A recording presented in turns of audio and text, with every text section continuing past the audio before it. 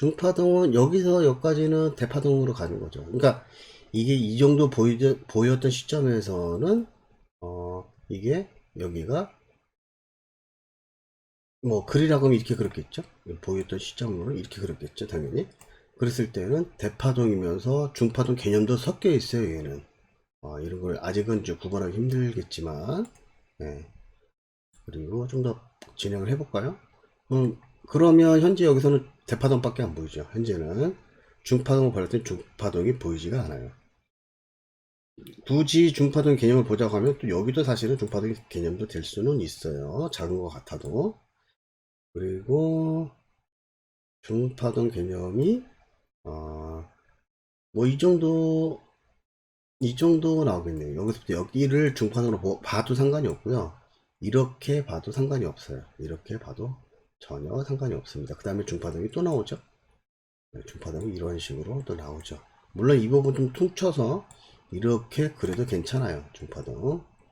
자, 그 다음에 쭉 가면 중파동, 그래다 말았네요. 그죠?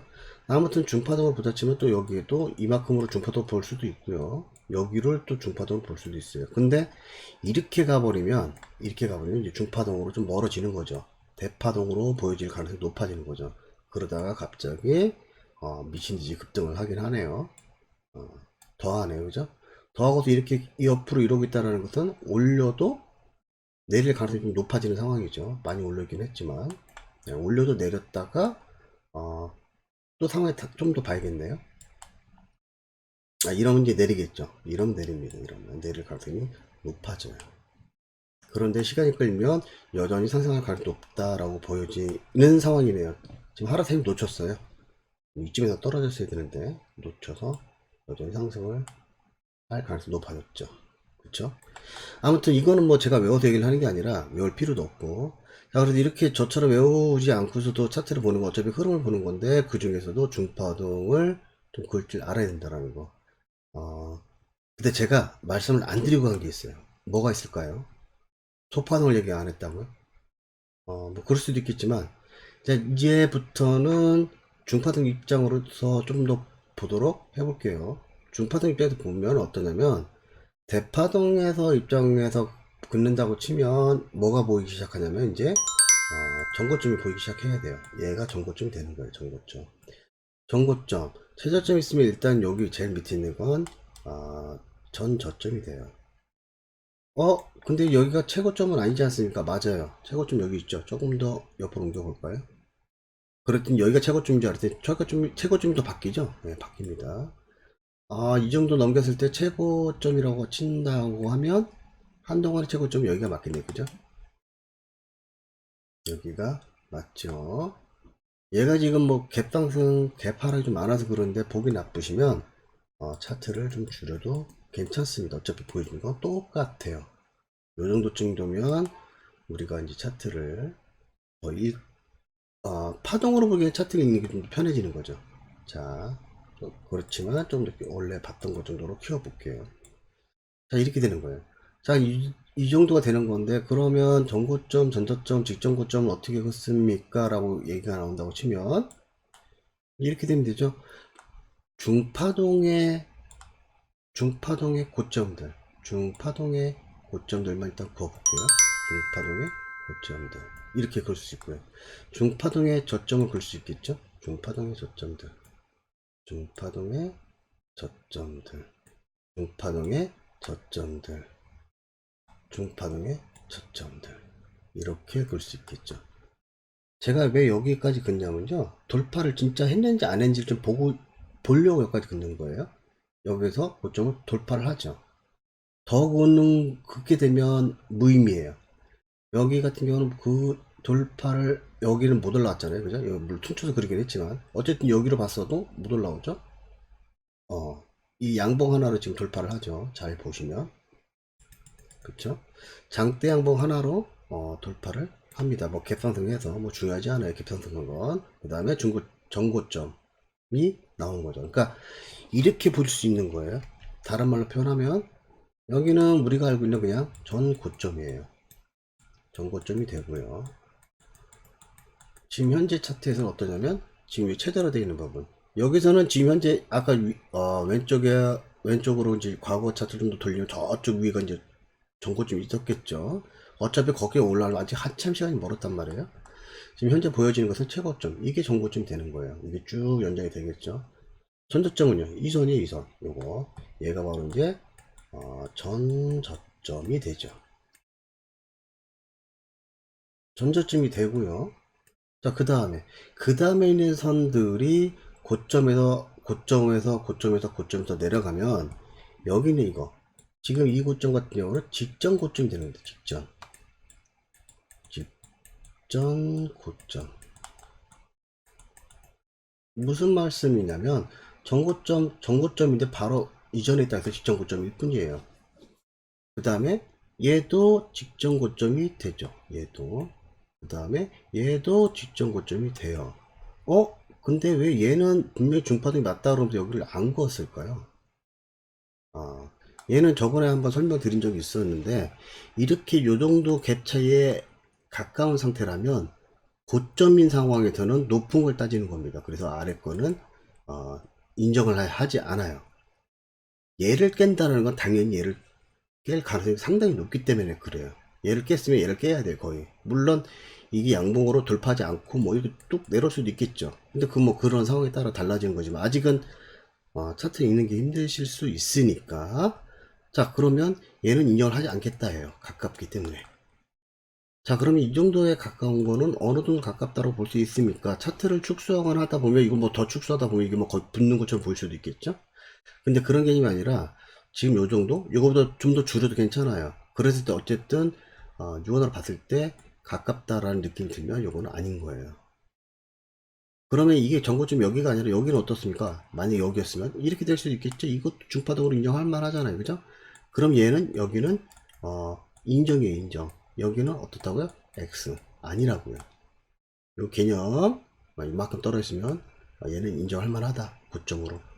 그리고, 전저점이 여기 있으니까 바로 이전에 있던 전저점은 얘는 뭐가 될 거예요? 이름이? 예. 직전 저점이 되는 거예요. 이 전저점에 바로 바로 전에 있는 전저점이라는 얘기죠. 그러면 여기는 전저점은요. 여기 또 직전 저점 되겠죠. 맞아요. 그럼 얘는요. 얘도 직전 저점 되겠죠. 얘도 직전 저점이 되고, 그리고 얘도 당연히 직전 저점이 돼요. 그러면 여기는 가까워서 아니라고 했는데, 그쵸? 이거 직전 저점이 분명히 맞죠. 아이고, 요거죠. 뭐에 비해? 이 전자점에 비해 이만큼의 갭이 떨어졌잖아요. 근데 이만큼 정도 떨어지는 거, 얘보다는 좀 멀죠. 그러면 얘는 직전 저점으로 볼 수 있습니까? 라는 질문에 저는 뭐라고 대답하고 싶냐면, 그럴 수도 있고 아닐 수도 있어요. 삼각형이에요, 삼각형. 근데 사실은 얘는 삼각형보다는 조금 X에 좀 더 가깝죠. 아직은 이거 구분을 잘 못하셔서 괜찮습니다. 얘도 마찬가지예요. 여기도 얘가 돌파된다라는 건 거의 얘도 돌파할 가능성이 높기 때문에 얘는 무시를 하는 거예요. 이 전저점은. 그러니까 잘 모르시면 삼각형, 나중에 실력이 좀 되시면, 얘는 X에 좀 더 그래도 가깝구나 라는 게 이제 눈에 보이시겠죠. X에 좀 더 가깝습니다. 이런 식으로 따지셔야 되는 거예요. 그러면 소파동은 어떻게 합니까? 자, 제가 저번에 말씀드렸다시피 대파동 안에 중파동도 있고 중파동 안에 소파동도 있다라고 되어 있죠. 그러면 소파동은 어디에 있느냐? 이런 거잖아요. 여기 있는 애들, 이런 거, 이러고 있다 이렇게 내리는 거, 이게 따지고 보면 다 소파동인데, 소파동이 이건 뭐 파동이라고 볼 수 없죠. 여기 있겠죠. 이렇게 어떻게 하고 내리는지. 그 다음에 지금 현재 보이는 차트 정도에서는 소파동이 그 정도 있겠네요. 그 정도 있는데, 지금 소파동에서는 아직은 물론 진입은 뭐 이런데 매도도 가능하고 뭐 이렇긴 한데, 여기서는 매수 타이밍은 없는데, 아무튼 소파동은 중파동에서 찾아보시는 게 좀 편하죠. 그럼 여기는 소파동 볼 수 있습니까? 볼 수 있긴 있는데, 이거 퉁쳐서 중파동 봤을 때 이거는 거의 무시하죠. 이런 거는 소파동으로 보기 힘들어요. 소파동으로 보려면 이런 식으로 모양이 좀 돼야 돼요. 이런 식으로. 잘 모르겠는데요. 감만 잡으세요. 제가 나중에 설명하면서 다시 소파동 얘기 또 꺼내고, 중파동 얘기 또 꺼내고, 대파동 얘기 또 꺼내고, 계속 끝도 없이 파동, 전고점, 시점저점, 뭐, 주점고점 계속 끌어낸단 말이에요. 어차피 오늘 이거, 오늘이 아니라 그 전에도 뭐 제가 대파동, 중파동, 소파동, 뭐 파동은 어떻다, 전고점 어떻다, 전저점 어떻다, 막 맛배기식으로 막 얘기를 하잖아요. 한 번에 잘 안 되세요. 한 번에 잘 안 되고, 제 얘기를 계속 듣다 보면, 그러니까 그 다음 뭐 동영상, 그 다음 동영상 또 나오고, 또 나오고, 뭐 세력 얘기 나오면서 또 나오고, 타이밍 얘기 나오면서 또 나오고, 캔들 패턴 얘기 나오면서 또 나오고, 또 나온단 말이에요. 그때, 그러면서 이 개념들이 차츰차츰 잡힐 거예요. 아, 그래서 그때 준이가 저렇게 말을 했구나. 이해가 되실 거니까 걱정하지 마시고, 아, 일단은, 아, 지금 현재 이렇구나. 이렇게 넘기셔도 괜찮습니다. 자, 그래서 오늘은 대파동하고 중파동하고 겹치는 부분 이런 데는 대부분 그냥 전고점 또는 전저점 되는 게 거의 맞아요. 거의 맞고 그 중간에 있는 것들 중에서는 가까운 거는 무시한다. 그래서 고점에서는 가까운 거 고점이니까 고점보다 조금 가까운 애는 무시고 저점보다 가까운 애들은 더 아래쪽에 있는 게 우리가 인정한다 이런 거죠. 애매하게 떨어지는 거 뭘로 보면 됩니까? 세모 치세요. 이제 출력이 되면 다시 아까도 말씀드렸지만 X표로 분명히 보이기 시작할 거예요. 요가지 걱정 안 하셔도 돼요. 어쨌든 중요한 건 우리가 중요한 손으로 그리는 건 보시면 아시겠지만 소파동에서의 전고점 전저점을 긋는 것보다는 중파동에서 직전 고점들이 막 나오죠. 자, 그럼 한 가지 또 궁금한 게 생깁니다. 뭐가 궁금한 게 생길까요? 그러면 전저점이 없는 경우도 있을까요? 또는 전고점이 없는 경우도 있을까요? 그렇겠죠. 있겠죠, 당연히. 자, 어떤 경우냐면, 이런 경우입니다. 잠깐 지울게요. 자, 그럼 어떤 경우냐면, 이런 경우입니다. 얘가 이렇게 올라가. 사실 이렇게 올라가는 건 이게 되게 이론적이라, 어, 상승세가, 네, 상승세가 아주 엄청 무지 강한 경우예요. 상승세가. 이런 경우 전고점 긋기 참 힘들죠. 전고점 긋기 힘들죠. 전저점만 이렇게 그으려고 하면 파동으로 보기 힘들어. 왜? 여기가 조정으로 보기 힘드니까. 여기 전저점으로 그으려고 하면 또 파동으로 보기 힘들어. 자꾸 이런 식으로 한다는 얘기예요. 이런 게 상승세가 쭉 올라가는 경우. 이런 경우면은, 물론, 이렇게 내렸다, 이렇게 갔다라고 하면, 전저점은 존재를 하겠죠. 물론, 여기 하락을 하던 당시에는 전고점이 될 수도 있겠네요. 어쨌든, 어느 정도 일정 시간이 지나가면, 전고점, 전저점 긋기가 아주 힘들어져요. 그쵸? 반대로, 얘도 마찬가지란 말이에요. 얘도 지금 어떤 경우겠어요? 어떤 경우겠어요? 예, 아시겠죠? 하락세가 아주 강한 경우예요. 물론 조금 이론적인 얘기입니다. 물론 이런 차트 만나면 대충 아무 데서나 매도 쳐야 돼요, 일단. 근데 이렇게 내려갈지 잘 모르시죠. 이제 뭐 어떤 뭐 전조 증상이 좀 보이긴 하는데 내리기 직전에 어떤 뭐 흐름들이 좀 보이기 시작하죠. 그랬을 때 이제 막 굳이 표현하자면 물방울 할 만한 자리들이죠. 왜? 거의 끝도 없이 많이 가야 되니까. 그러면 언제 어떻게 해서 얘가 계속 상승을 하다가 끝도 없이 상승한다는 경우는 없다고 하지 않았습니까? 당연하죠. 그런 경우 없어요. 알 수 있는 방법이 있죠. 예, 가장 대표적인 게 뭐냐면 급한 파동 만나면 그렇습니다. 급한 파동. 급하게 올렸다 내리면 일단 뭔가 문제가 있을 수 있겠구나 하고요. 큰 파동이 만들어지면 그래요. 큰 파동. 이거는 조금 지금 여기서 큰 파동이라는 표현은 좀 애매할 수 있습니다. 우리가 알고 있는 큰 파동은 대파동만으로 생각할 수 있는데, 제가 지금 여기에서 말씀드린 이 큰 파동은 어떤 개념이냐면, 중파동이 만들어진다라고 표현한 거예요. 상승을 하다가 갑자기 급등하다가 급락했어? 이러면 상승세가 조금 힘들어지지 않을까? 이렇게 생각을 하는 말씀인 거죠. 하락세도 마찬가지예요. 급한 파동이 갑자기 생겼어. 갑자기 급락했다, 갑자기 급등하고 급락했어?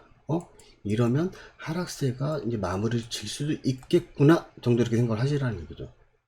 그 외적으로 어떤 거? 지금 말씀드린 큰 파동. 이렇게 이제 급한 파동이 아니라 갑자기 올렸다가 이렇게 했다가 갑자기 하고 내렸어요. 이것도 이제 이 상승세가 강하거나 하락세가 강하려면 얘네들 기본이 뭐냐면 여기서 이제 작은 캔들군이라는 개념이 나오는 거죠. 작은 캔들군으로 움직이는 애들이에요. 얘네들은 상승세 입장에서는 어떠냐면, 야, 아무도 들어오지 마. 세력 우리만 먹을 거야. 그래서 야금 따라 들어갈 만하면 위험할 것 같고, 따라 들어갈 만하면 위험할 것 같고, 어쩌면 이런 심리적인 걸 좀 이용한 게 바로 작은 캔들분이에요. 그리고 나중에 올라가다 보면 이거 꽤 많이 올라가게 되고, 하락세 같은 게 꽤 많이 내려가는 거죠. 매도세 우리만 먹을 거야. 어디 감에 들어와. 이러는 거죠. 그러다가 그때 막 따라 들어가면 이제 급한 파동 같은 게 나오는 거예요. 어줍잖게 들어가면 큰 코 다치죠. 손절 엄청 많이 당합니다. 그쵸? 여기도 마찬가지예요. 이건 상승세 하락세 뭐 이게 반대로만 그리면 되는 건데 갑자기 쭉 올라갔어. 그건 여전히 상승할 줄 알았는데 작은 캔들군이 이렇게 가는 게 아니죠. 좀 다르죠. 이제 여기는 뭐 약간의 파동이 좀 생길 수도 있고요. 갑자기 급등락이 얘만큼은 아니더라도 약간이 좀 생길 수 있어요. 그러다 훅 떨어졌어. 이러면 살짝 올라가도 다시 떨어질 가능성이 상당히 높아요. 그렇기 때문에 뭔가 이렇게 만들어져서 내가 어딘가에서 매수를 했어. 이쯤 왔는데 이러고 있어? 조금 훅 떨어졌어? 무서워서 끊는 것보다 다시 훅 올랐을 때 적당히 청산으로 나오면 수익을 굉장히 많이 볼 수가 있겠죠. 그래서 이렇게 올라가든지 이렇게 내려가는 경우 작은 캔들건으로 움직인단 말이에요. 그래서 이런 애들은 아주 강한 상승세, 강한 하락세다라고 볼 수 있는데 얘네들이 마무리가 되는 경우에는 어떤 경우 크게 두 가지가 있다는 거죠. 급한 파동을 움직이거나 중파동. 이제 왜냐면 여기가 너무나 이제 작은 캔들은 소파동이다 보니까 큰 파동, 얘네보다 큰 파동이 중파동 같은 게 생기기 시작하면 여전히 상승세 또는 하락세에 이어가다가 이제 주춤할 수 있겠구나라는 걸 우리가 감지를 할 수 있죠. 암시를 해주죠, 얘네들이. 물론 그러다가 또 다시 재상승하거나 뭐 여기는 급한 파도 생겼다 하더라도 다시 재하락하거나 그럴 수 있어요. 있지만 그것도 이제 우리가 읽어드릴 수 있으니까 지금 현재로는 일단은 이 정도로 기억을 해두셔도 괜찮지 않겠나 라는 생각이 좀 드네요. 자, 아무튼 그래서 오늘은 대파동에서의 중파동 또 소파동을 아주 잠깐 맛을만 보긴 했는데 뭐 전저점만 존재할 수도 있고요, 전고점만 존재할 수도 있고요. 보통은 전고점 전저점들이 지점고점 지점저점들이 다 존재하죠. 이렇게 특수한 경우를 제외하면. 근데 이런 경우는 있긴 있는데 제가 볼 때 1% 정도 수준밖에 안 돼요. 많아야 얘는 3% 내에요. 그래서 이런 거 잡으면 좀 많이 들고 가야 되죠. 많이 들고 가시는 게 맞습니다. 매수를 하신 분들이든 매도를 하신 분들이든. 이런 것들도 어떻게 잡을 수 있냐, 분명히 잡을 수 있는 부분도 있고 애매할 수도 있지만 놓쳤다고 해서 뭐 슬퍼하거나 노여할 필요가 없습니다. 왜요? 내가 잘 대응을 못 하겠으면 다른 차트 보시면 돼요. 자, 오늘은 여기까지 해보도록 하겠습니다. 자, 매매하시는 모든 분들이 장고가 빵빵해지는 그날까지 이 영상은 쭉 됩니다. 감사합니다. 사랑합니다.